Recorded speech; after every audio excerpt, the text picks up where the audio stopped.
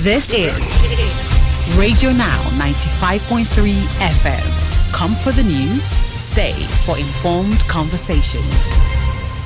Hello and welcome to News Extra here on Radio Now 95.3 FM Lagos. We're your hosts. I'm Stephen Imediegu here with... I'm Nabila Usman. The EU faces a crossroads for the next 4 years as US President Donald Trump threatens relations across trade, defense and other bilateral relations. Since assuming office less than a month ago, the US president has threatened tariffs against friend and foe alike, with the EU being mentioned as a possible target after it criticized the low number of exports from the United States to Europe. Beyond the economy, the EU must also contend with a US that has sanctioned the International Criminal Court (ICC), pulled out of global agreements in health and climate, and touted claiming land from Canada to Greenland and more recently Gaza. How will the EU respond? Joining us on this conversation is Andy Vermeaux, a journalist and climate change campaigner in Belgium. Mr. Vermeaux, thank you very much for joining us on News Extra. Good morning, Nigeria. I'm happy to be in the show and happy to give my point of views. Yes. Right. Mr. Vermeaux, how would you assess the current EU sentiment towards America and the Trump administration? Well, from the legal and diplomatic standpoint, the European Union has always had very close transatlantic ties. We have shared commitments to democracy and the rule of law. However, many EU leaders have expressed growing concerns over the Trump administration's unilateral policies and the perception that it undermines the established international legal framework. So there are some statements by high-ranking EU officials that suggest that Europe acknowledge the importance of a strong US relations, but there is also an increased emphasis on more strategic autonomy from the European Union and forming more common EU stances, EU positions before engaging with Washington. So ultimately, the sentiment can be described as cautiously cooperative.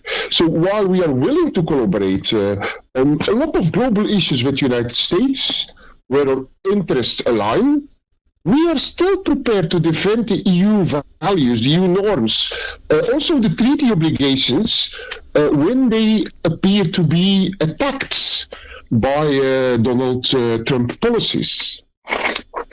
So, Mr. Vermeaux, you talk about a united EU stance, but we do need to consider the individual member states. So, for instance, we know that France, under President Emmanuel Macron, has been touting that the EU needs its independence. But on the other hand, you see countries like Italy under Prime Minister Meloni who seem to be currying favor from the US administration.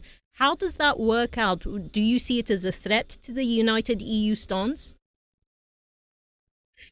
Yeah, Europe is always divided. We have an open debate culture, so we are very divided within Europe. So President Macron's vision is also a vision of a lot of Europeans who find that Europe should have more strategic autonomy. We need a more European Union capable of handling our own issues, our own security issues, our own economic issues. This is a vibe who is everywhere now. Also in the African Union, we have to find our own way, our own strengths. So I think we don't need to have too much external dependency. So in practice, yes, this stance resonates with a growing number of EU leaders, but regarding Italy is something different because the European Commission is there because of the support of Italy. The ECR, Meloni supported, and so von der Leyen is in charge because of the support of Italy. So they seek bilateral deals, and every country, it's everywhere the same. They can also make bilateral deals with the United States or with another country. So under EU law, some we have the collective positions of the European Union, and Italy has to follow these collective positions on trade and foreign policies.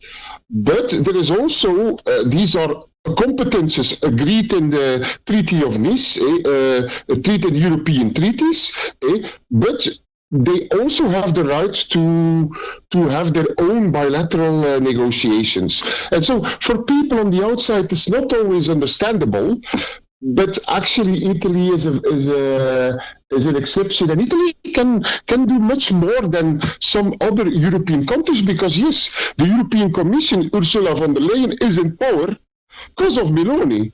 So yeah, she has she can stretch herself a bit more than some other countries. Right. So yes, we all need resilience. We all need more pragmatism, but we see that some countries have some more power to do some stuff than other countries in the European Union. So, Mr. Vermeaux, if we moved from economic matters, there is another consideration for Europe, and that has to do with security, particularly NATO. Are there concerns about how America might weaponize the security concerns in Europe?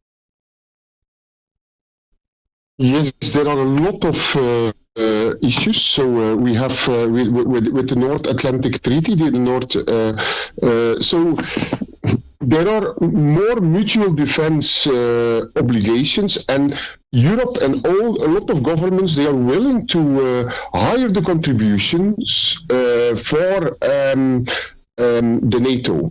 So the concern is that the US administration wants to extract a lot of extra concessions, because they say if we don't come with extra money from the European countries, they will reduce or support or troops less, or international umbrella protection that we have in the European Union that comes from the United States. We would lose this. So we need to invest more in security. This is what the European Union is already doing. So there is the NATO founding treaty, in which we support each other's, in which we support the stability of all the NATO members, but we are obliged to follow this, because these a lot of countries in the Central of Europe and Eastern Europe, they really need this NATO security. They really have the interest in keeping this alliance a strong defense alliance. Not everybody agrees with this in Europe. There's a lot of citizens who are really unhappy about this. Much more investments in defense than in social security.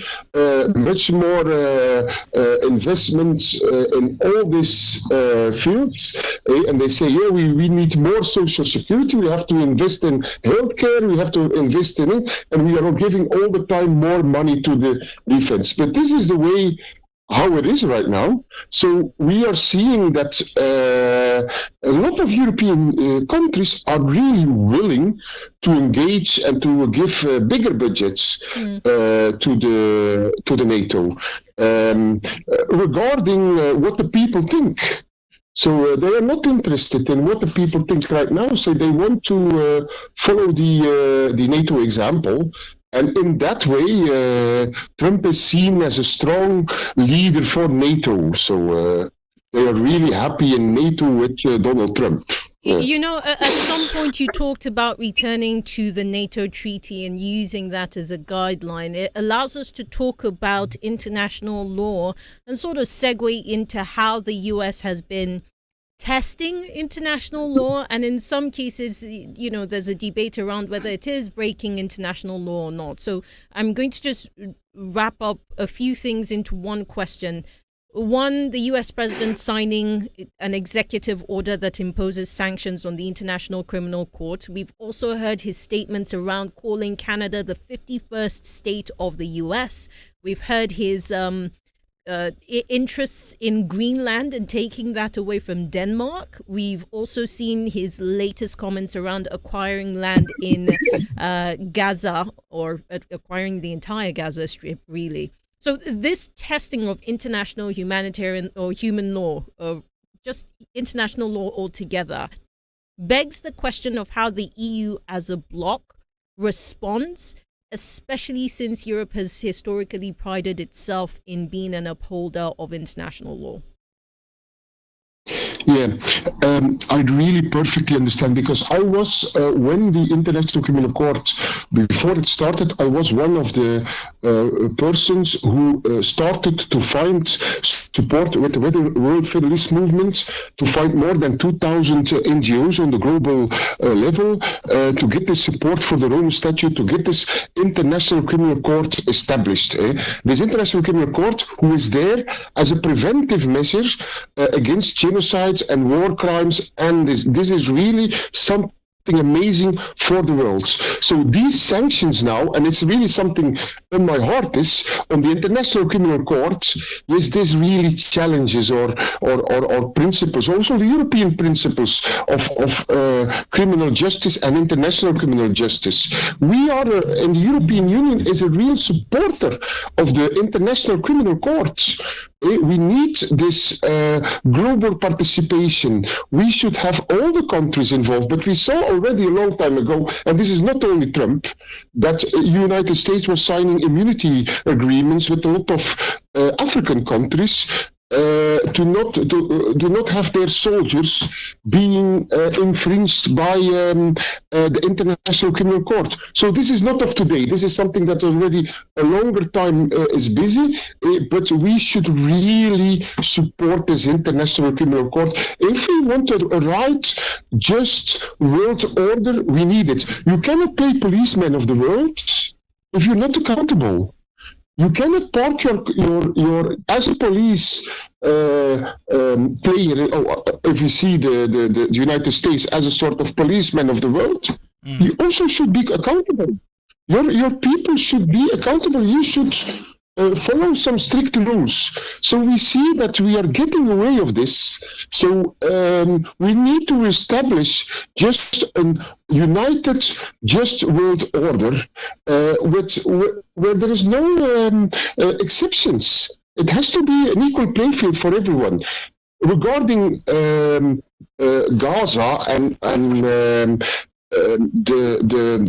what Trump said there, we have, the European Union has the moral role.